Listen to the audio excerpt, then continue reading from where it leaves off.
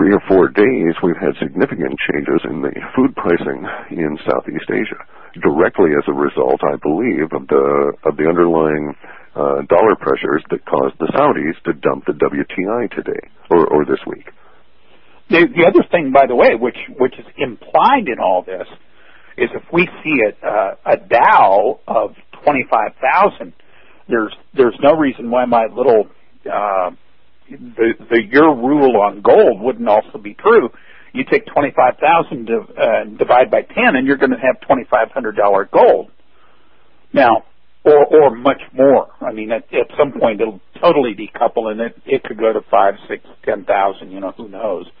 But there's every reason right now, in my opinion, and I'm not an investment advisor. I just play with my own money. But I believe that there is a decent case to be made not to be in the paper assets and be investing in things that you would not otherwise have access to when the economy starts to really get shaky. That's a very good observation. We had friends of ours that went through, I used to work for an outfit, or let me put it this way, I used to work as a subcontractor for a very large computing company that everybody loves to hate out here in the Northwest. And as a subcontractor, I had contact with other subcontractors, including people in Argentina that went through all of this. And so I watched from afar through emails and ultimately through paper mail as individuals that used to make $250,000 U.S. a year went to abject poverty as the Argentinian economy collapsed and ended up having to go through horrific times just to get back to somewhere where they had a sustainable lifestyle. And so the impacts on, as we go through this kind of thing, will be quite severe. For instance, importing oil will become a very serious issue. George may not notice it down where he's at, but we will certainly feel it up here in the Northwest, because while we have a refinery, we don't produce any of it here. We have to haul it down from Alaska. The cost of moving anything for any purpose will seriously escalate. So we'll see, in spite of any of the threats of the cap and trade and any of the other political moves, we'll see huge costs of energy no matter what, simply because just to get the electricity to your house, if you're in an area where the grid is fed by coal, you have to understand that coal is dependent upon the price of diesel, both for diesel electric trains and for diesel equipment to dig the coal. And that's its key component in terms of its pricing structure. So every increase in the price of oil that we see on the market that isn't as the dollar is altered, which we'll see for a while. In other words, we'll see the dollar, as George was saying, have these violent rallies, which will be the underpinning for all of the paper assets and the commodity price rallies as well. And some of these violent rallies will be shed in a short period of time. But it'll probably end up being, and I'm sure George has a name for this type of a graph, this kind of stair step up, 2 steps up, 1 step back. And that gains you some considerable height relatively rapidly. And it wouldn't surprise me if we have a net effect of reaching the time of hyperinflation next year, say, have the price of oil relative to what we're paying now up in the 200s or $300 a barrel, spread over that period of time. The first impact of all of this is, like I say, it's probably going to be food this year. As George notes, pretty soon the Chinese will be into a different buying phase, and then we'll see things turn around. And it's going to be curious, too, to see whether or not they accept missile technology in order to come back to the table, because I differ from George in feeling that the offer now is perhaps trying to get them to come and continue to buy debt, because they haven't since last July. And it's caused basically the Fed to be eating its own dog food, in the sense that we have this circuitous little thing here where the Fed tells the Treasury, yeah, we'll buy your Treasury notes. Treasury creates the Treasury notes. The Fed uses those Treasury notes to issue dollars with which they buy the Treasury notes. I mean, I'm sure there's a couple of really nasty, rude words for that. Yeah, circular reference comes right to mind. Yeah. But the impact is, yeah. What about the Copenhagen Treaty? Is Obama going to sign it? Is the U.S. going to get on this, make Al Gore a billionaire, climate change? And I don't see why not. Everything seems statistically or strategically focused that direction. You agree, don't you, George? They've been pushing this agenda for some serious amount of time.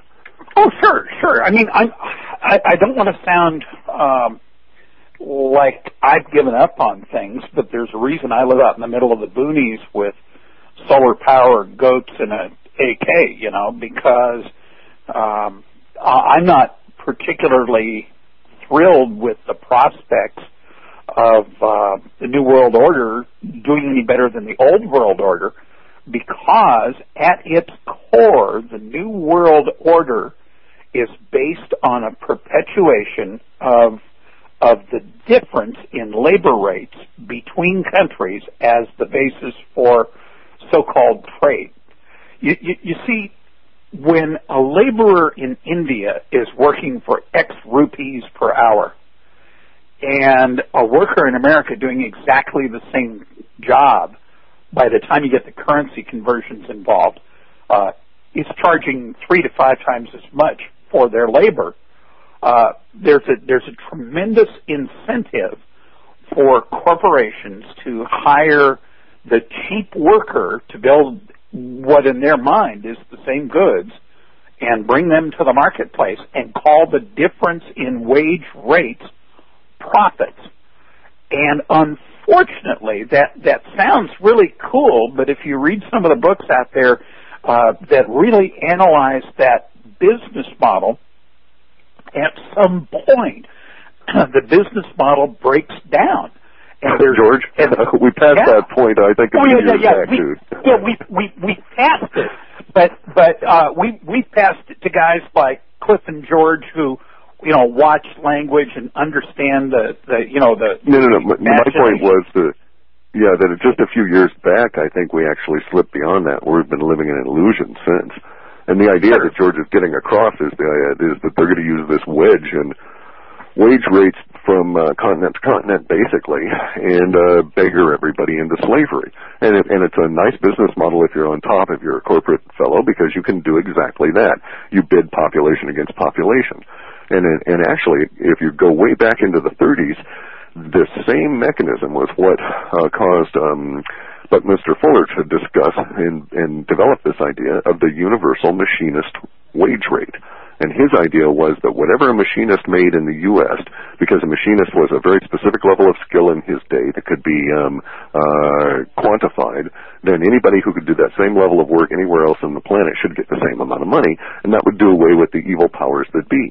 And it's like, curious, but of course, as soon as he died, they started, sweeping away all of his publications and hiding all of his thoughts along these lines. But George is quite correct, and it is, unfortunately, part of an organized scheme that is also part of the same deal like the Copenhagen Agreement, the idea that this is man-made pollution that's causing all the wackiness in our weather and climate change and so on. So, well, I think we're fun to talk to. What's that? Aren't we fun to talk to? Yeah, you guys are. Wow. Well, but that's good. I mean, the main reason I want to have you guys up is to help Americans prepare. And the better they're prepared and see the big picture that's coming down, the more lives we can save and the easier it's going to be. I mean, I can't imagine somebody getting tossed out in the street in January because their house was foreclosed on. Well, let's stop and deal with that for a second, if you want, okay? And I'm not an attorney, so what I'm offering is not legal advice. What I'm offering is merely my opinion from reading the stuff available at the moment and understanding how certain things work. About 40% of all the people that who could be foreclosed upon will have that foreclosure start with an outfit called MERS, M-E-R-S, which is the mortgage, I think it's MRES, it's a Mortgage Registration Electronic Service. And it has been found in Kansas and supported by the Supreme Court there that this corporation has no standing. They don't own the mortgage. They have no participation in the deed process, and therefore they had no standing in the court with which to begin foreclosures. And I would say, just as an observer of social trends, that now would be a good time for anybody facing foreclosure to not simply lie down and roll over. Why is this? Well, because it turns out banks, if they're given any kind of resistance at all, at least in reading I've got, they don't do anything anymore. They will even take your property off the market if they've tried to do that and just not foreclose. And I know of people in my personal experience whose houses were in the process and they're still living there. And the whole process has relatively broken down at that level. And I'm not advocating anything. I'm just saying that a smart individual would observe the social trends around them and say, maybe I shouldn't lie down for this foreclosure process and just get out because they brought me some paper. Maybe I should just get somebody to help me put together some paper and just zing it right back at them, because it's going to tie this whole process up, and I have legal right because they can't prove who owns the debt. And that's basically where they're screwed. Here's what happened. The subprime industry and everything that was, in 1987, the economy almost collapsed. We hired this snappy young failed economist, a friend of George yours, and no offense to George. And this guy's name was Greenspan, and we made him into a god. Greenspan, or Sir Greenspan, please. Yeah, there you go, Sir Saint Greenspan, who saved us all from hell, and he did so by creating conditions in which ultimately the crisis that we called subprime came to exist. Now, in this little bedtime story of ours, we have to understand that subprime existed through this process of greed multiplying greed, where appraisers were paid to look the other way and inflate the process of the property value. Properties were collected, and here's the key. Properties were collected and aggregated into large clumps in bazillions of dollars, and those bazillions of dollars were sold as packages.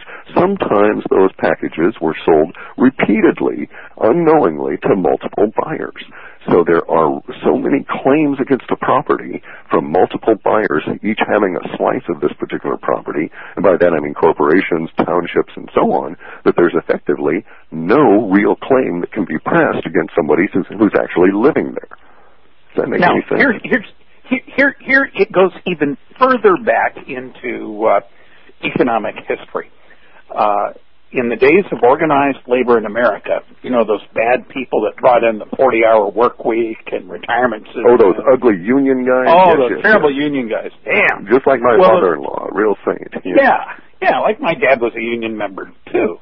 And what union members actually did was they had, up until about 1964 to 68 in most states, there were caps on interest rates, usury laws.